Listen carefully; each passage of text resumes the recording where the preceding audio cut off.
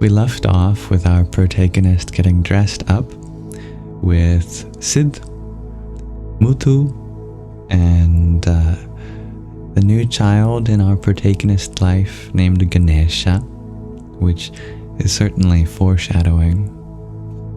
Ganesha is the son of Shiva and Parvati, and Siddh is secretly Shiva, and our protagonist is secretly Parvati, but she has yet to realize her true self. We're so close to finishing the book, I imagine. Any day now, she will realize her true nature, maybe even in this reading session. We'll see, I don't know yet. May this reading relax your mind and awaken your heart. We set off. Siddh and Muthu strode ahead, Siddh pushing the pram with a bawling Ganesha and Muthu balancing the boxes of sweets and garlands. Miss Nandi, the Sanskrit teacher, and secretly Nandi, the bull of Shiva, and I held the rear. We blended in, a perfect facsimile of a family. Father, mother, 2 sons, and grandmother. I felt madly happy, practically skipping with delight. He had come, Siddh, that is. We were safe. I was safe. After some distance, Siddh headed in a direction away from the temple toward the outskirts of the town. "We're going the wrong way," I called out, laughing. I was not concerned. He pointed to a distant hill. "We have to get to high ground. We have to get to the top," he said. "Why? How can she?" I nodded at Miss Nandi. "Don't worry about me," Miss Nandi said, primed for a challenge. "I will get to the top. You watch. Don't worry about me. Take care of yourself. Why did you put on those silver high heels? Tell me that."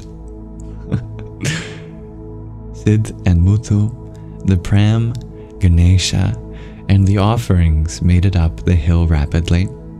Miss Nandi and I took our time and finally reached the summit.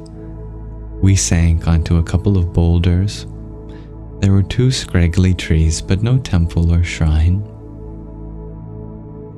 "From now on, this hill will be called Nandi Hill," Siddh said gallantly, and draped garlands of marigolds onto the withered branches of the 2 trees. Then he turned to the horizon, narrowing his eyes. Muthu did the same. Miss Nandi sat with her head in her hands. Ganesha, out of the hated pram, was examining a lizard sunning itself near the trees. The view was beautifully clear, extending beyond the ragged town, the neat industrial plant, farms, fields, and finally the strip of beach where holiday crowds were sure to be gathering. My late associate, Pepe, and I had spent a day at that beach some time ago. We'd feasted on tasty fried snacks and sucked on crushed ice cones dripping with syrup. On the way back, we'd both come down with a severe case of diarrhea. We'd made plans to take the girls to this beach, this time armed with a food hamper and bottled water. But that was not meant to be. "What are you looking at?" I asked Muthu. "That line, can't you see it?" Muthu said. He was straining to see something on the perfectly calm blue ocean. I did as well, and could just make out a line of white foam running parallel to the shore. "I can see it," I said. "A line of foam. What of it?" I bent forward to ask Siddh. His eyes were partially closed. Was he meditating? Ganesha let out a piercing cry. Miss Nandi roused herself and lifted him onto her lap. I rummaged through the pram and handed her a milk bottle. Along the horizon, the line of foam had widened and was moving rapidly toward the shore. Then, unbelievably, it rose. Only a wave, I thought. But the wave gathered volume and momentum and was soon riding high. Still not a matter of concern, a surfer's dream wave. But it continued to gain height. A second, even higher wave rose close behind, and the two waves combined incredibly to create a gigantic wall of solid water that slammed against the shore and charged inland furiously. Miss Nandi stood. "My books," she said, as the caretaker of Om Depot, the bookstore. The little boy selling coconuts, the man on the skateboard, the woman in the red silk sari whom he'd threatened with curses, the blind beggar who sang, where were they? Wave after wave crashed onto the shore. We remained on that hill with its garlanded trees for 3 hours. It was still light when we made our way down, silent, unable to speak. Sid directed us toward the road that led away from the town. When we approached a crossroads, Sid pointed west and said if we were to go some distance, we would find shelter. He said a brief goodbye and headed north. We stared at his receding figure until he disappeared around a curve. Miss Nandi squatted on the ground and wept. Get up, Muthu cried. There's a ditch and some large rocks. Go down and wait there. I must go back to see what's happened." "What if there are snakes?" I said. "What if it rains? We could get swept away." "It's dry," Muthu said. "There's been a drought for years. No snakes. Go on. Help her and Ganesha." Miss Nandi rose warily, and we staggered down into the shallow depression. "When will you be back, Muthu?" I asked. "Stay where you are," he said. "Don't make a sound. I'm taking the pram." The night was warm, the skies clear. Miss Nandi slept, and I rolled her over to me so she could use my lap as a pillow. Ganesha sat by me, awake and still. I took in the star-filled sky. I should pray, I thought. This is the exact occasion to pray. But to whom and for what? 11 gods of the heavens, 11 of the earth, and 11 of space who enjoy the offerings of sacrifices. Come here to drink honey with 11 gods times 3. 33 gods, 330 million gods, the gods of creation. Who was there before creation? Nothing existed, no air, no heaven, no day, no night, no death. That one alone breathed, windless by itself. Gods are useful, Sid had once explained, and will definitely grant wishes asked for by true devotees. Don't you pray to Jesus and Mary? Don't they grant you favors? They will, if you ask. Favors come with strings attached, I had replied smugly, and I don't need that. He'd been amused by this. I stared at the stars, wanting badly for all of this to go away, disappear, even if it meant my life would end. Is this how that woman had felt? The one that my late husband Rory and I had left to die that many years ago. Here I was, lying in a ditch, a person without papers. What had that woman felt when she heard us drive away, laughing? O Rudra, put away your arrows, lay down your bow, I prayed. Muthu returned, dragging the pram loaded with miscellaneous items. The industrial park is broken to pieces, he said. Chemicals have gushed out and toxic floodwaters have spread everywhere, covering everything. Terrible sour smell. Luckily, with my Angavastram, I could cover my face. I brought water, milk, blankets, towels, a flashlight, but no extra batteries. We have to find somewhere safe for the night. He yanked at my arm and I rose unsteadily, dragging Miss Nandi and Ganesha with me. Muthu used the flashlight sparingly, and we clung to each other, blindly feeling our way forward. After a few minutes, a cluster of ruined mud walls emerged. Muthu did not stop, and we continued with our unsteady progress. Sinkhole, Muthu shouted suddenly, excitedly, as if he had come upon Shangri-La. He pointed the flashlight into a depression where a few mud walls with a roof could be seen propped up against one corner. We slid down and crawled toward it. Muthu leaned against a rotting wood panel and entered.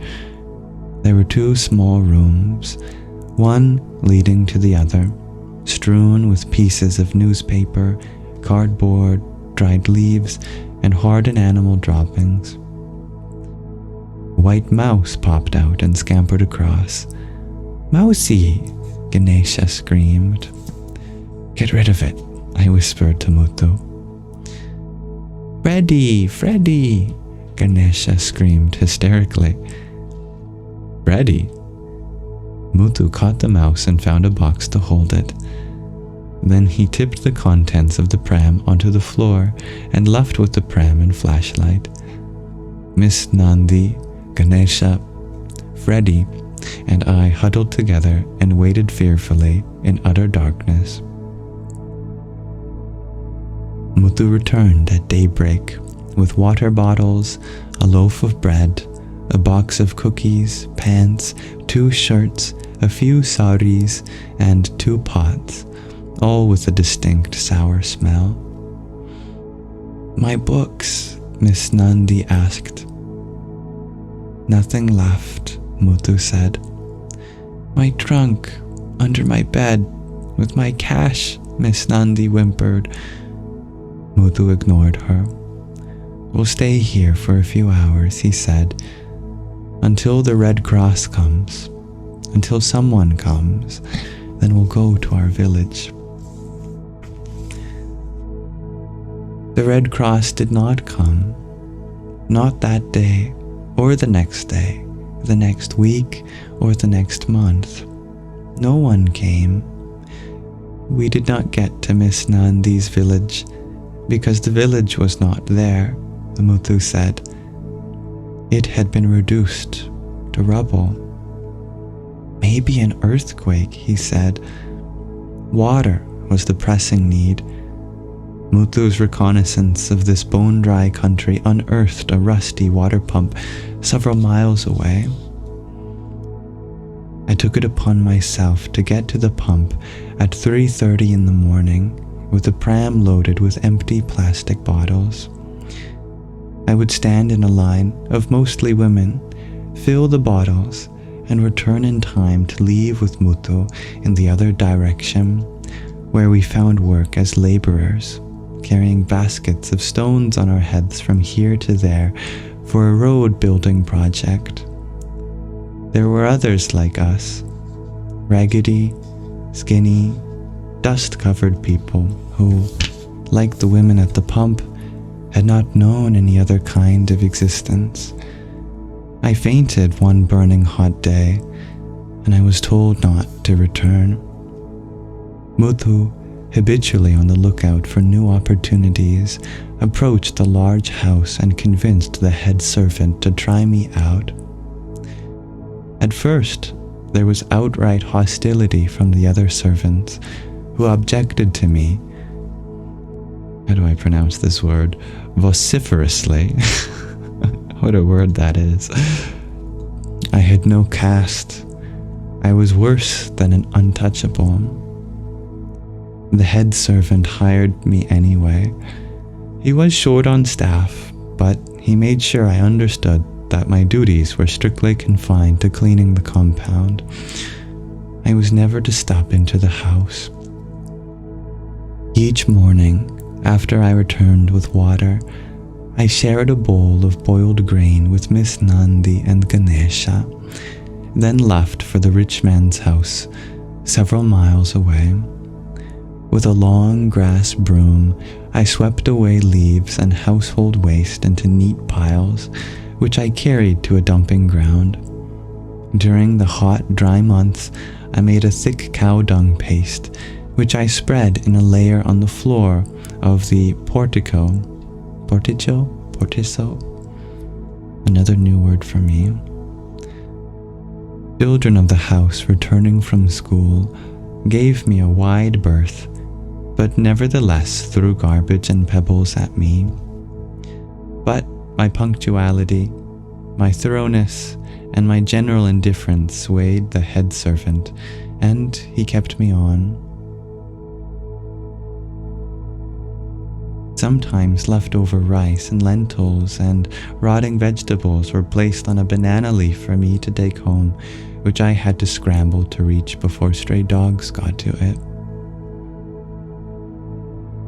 On Pongal and Diwali, I was given an old sari.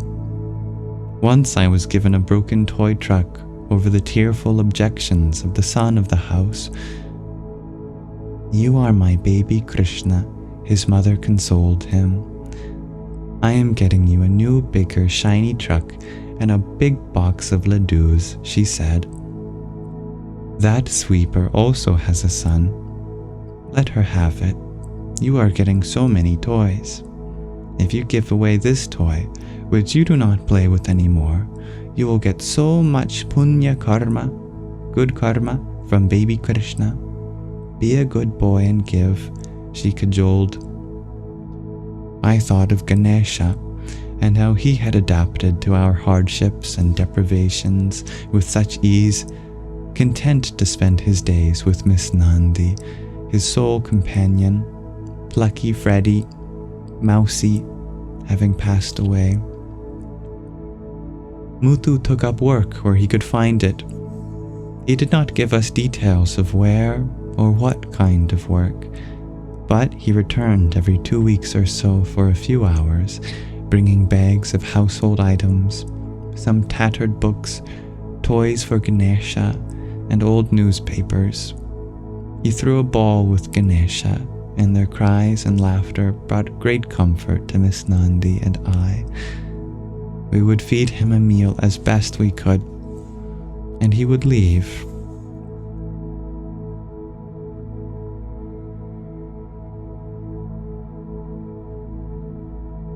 Let's pause our reading of Moksha, liberation, there for now. Thank you for listening. Our protagonist has been living a very heartbreaking life, so far into the book, and things are getting more and more dire, it seems. But she continues to make do and have people in her life that support her and that she supports.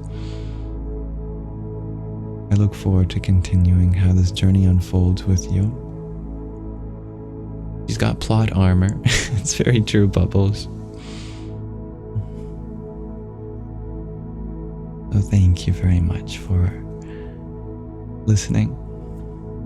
Namaste.